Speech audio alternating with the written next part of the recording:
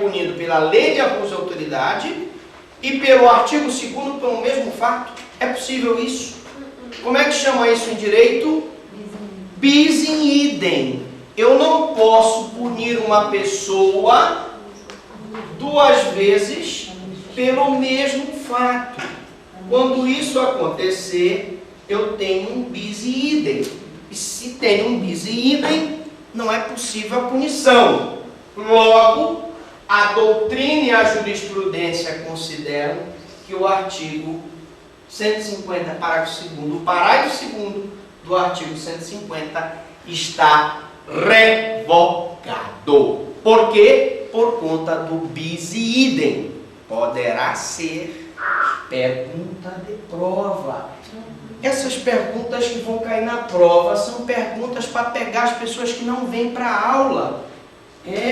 Porque o que está no slide ali, provavelmente a gente não vai perguntar diretamente.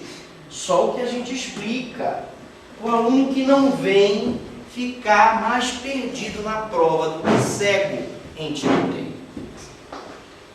Outra questão importantíssima é a letra C, que regulamenta a inviolabilidade, o sigilo da correspondência. Meus amigos, é importantíssimo o sigilo da correspondência. E a própria Constituição, no seu artigo 5º, inciso 12, previu expressamente a proteção a essa inviolabilidade da correspondência. Mas é preciso ressaltar que essa inviolabilidade, ela não é absoluta, ela tem exceções. E essas exceções estão aqui. O caso, o falido pode abrir a correspondência, pode ter aberta a correspondência pelo administrador judicial. Anotem lá, não é mais síndico. Se chama agora, pela nova lei de falência, de administrador judicial. Então, por quê? Porque, evidentemente, o administrador judicial, ao violar a correspondência do falido, vai apurar, verificar se houve prática de crime falimentar. O acusado de crime pode ter aberta pelo delegado que investiga o fato. Mas atenção, para que o delegado possa violar a correspondência do acusado, há necessidade de que o delegado peça uma busca e apreensão para o juiz e o juiz expressa o mandado de busca e apreensão. Porque se o delegado chega violando a correspondência sem autorização judicial, ele pratica abuso de autoridade previsto na letra C. Vocês, pais, mães, podem violar a correspondência de seus filhos. Podem violar a correspondência de seus filhos. Menores de 18 anos. E, finalmente, o diretor do estabelecimento prisional pode interceptar a correspondência dos presos. Tanto porque está previsto no artigo 141, parágrafo único da LEP, quanto já foi decidido pelo Supremo. Mas cuidado, temos aí uma exceção que não está no slide. É o seguinte: se o diretor, olha só, se ele viola a correspondência dos presos com o objetivo de evitar uma fuga em massa, ele pratica abuso de autoridade? Não. Mas e se ele viola a correspondência de um preso que havia escrito uma carta para o juiz de direito denunciando um esquema de corrupção dentro do presídio? Ele pratica abuso de autoridade? Sim. Por quê? Porque o diretor do estabelecimento prisional, segundo a doutrina e a jurisprudência, não pode violar a correspondência que o preso manda para o juiz e para o promotor de justiça. Cuidado! É uma exceção dentro da exceção. Diga. Professor, existe algum direito individual que tem caráter absoluto? Ou seja, não pode ser violado? Sinceramente, que eu conheça, não. Sinceramente, que eu conheça, não. Todos os direitos individuais, eles não têm caráter absoluto, porque eles sempre vão perder quando prevalecer o interesse coletivo. Supremacia do interesse público sempre prevalece em relação ao direito individual. Bom, você vê que o controle já foi para o beleléu. Controle remoto. A pilha acaba rapidinho. Bom, liberdade de consciência e de crença está prevista na letra D. A liberdade de consciência e de crença também é protegida, é bem jurídico protegido pelo abuso de autoridade. A liberdade de consciência e de crença está prevista no artigo 5º, inciso 6º da Constituição Federal. Professor, o senhor poderia dar um exemplo de uma violação da liberdade de consciência e de crença? Imaginemos que numa escola se proíba, por exemplo, que as estudantes muçulmanas usem aquele véu. Se proíba, por exemplo, que os estudantes judeus usem aquele chapéu. Isso é uma violação da liberdade de consciência de uma pessoa. Também existe a proteção da liberdade de associação, prevista na letra E.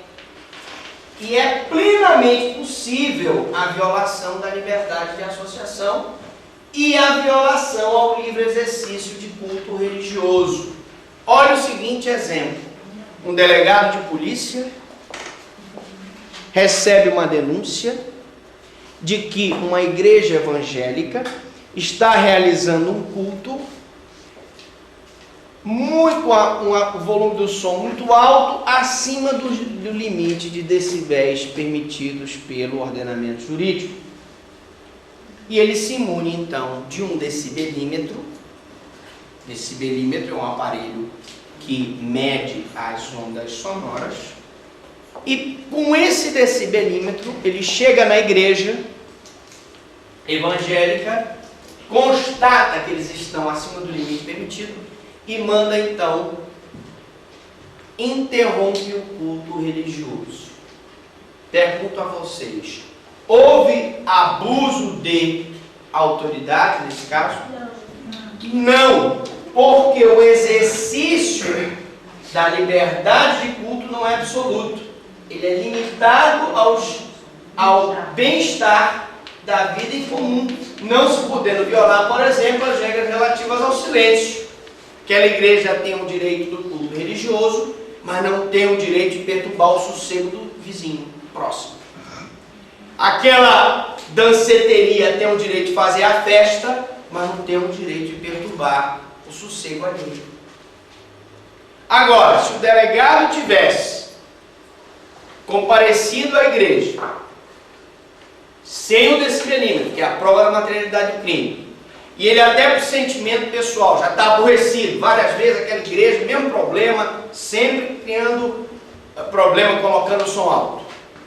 E ele manda então, impede o culto religioso. Praticou abuso de autoridade? Sim. Praticou.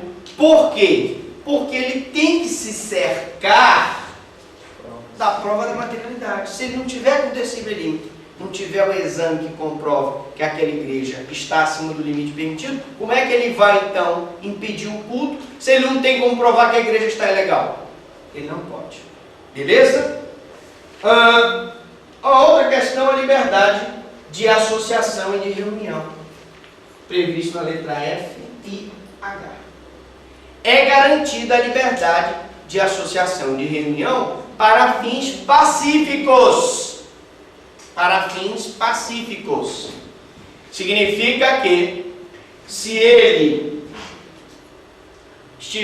um grupo de pessoas estiver numa praça pacificamente, a polícia não pode chegar e prender as pessoas que estão lá. Estaria cometendo abuso de autoridade ou não estaria? Estaria. Agora, diferente, por exemplo, tiver um grupo, né, de sem terra na frente do Congresso Nacional, com enxada, com ancinho, pronto para invadir o Congresso, para quebrar o Congresso, e a polícia chega lá e prende o pessoal. Aí não é abuso de autoridade, porque a reunião deles não é para fins pacíficos. Beleza? Vamos ver aqui, então, os atentados aos direitos e garantias assegurados ao exercício do voto. Tem uma questão na prova sobre isso. É o seguinte, a letra G, na letra G, a proteção alcança os direitos e garantias legais assegurados ao exercício do voto, com o fim de impedir e punir qualquer cerceamento do livre exercício do voto, de importância essencial ao nosso regime democrático. Mas atenção, lembram da explicação que eu dei em relação ao mesário?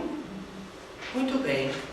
O mesário, embora seja funcionário público temporário e sem remuneração, para os efeitos da lei, ele é considerado funcionário público. Beleza? Muito bem. É considerado funcionário público. Mas, então, se ele impedir uma pessoa de votar, agora, no 1º de outubro, ele vai estar praticando abuso de autoridade previsto no artigo 3º, letra G, da Lei 4898/95.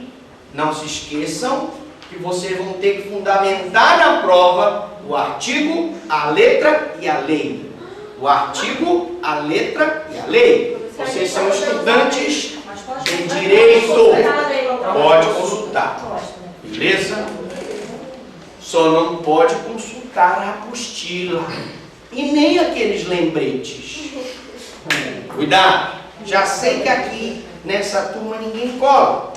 Mas, para evitar uma tentação de última hora, nós vamos fazer vários tipos de prova diferentes. Só para prevenção, mais ou menos umas 40 provas diferentes e tal, só para garantir. Bom, mas a questão que vai cair na prova de vocês é o seguinte: se ao invés do mesário, atenção, se ao invés do mesário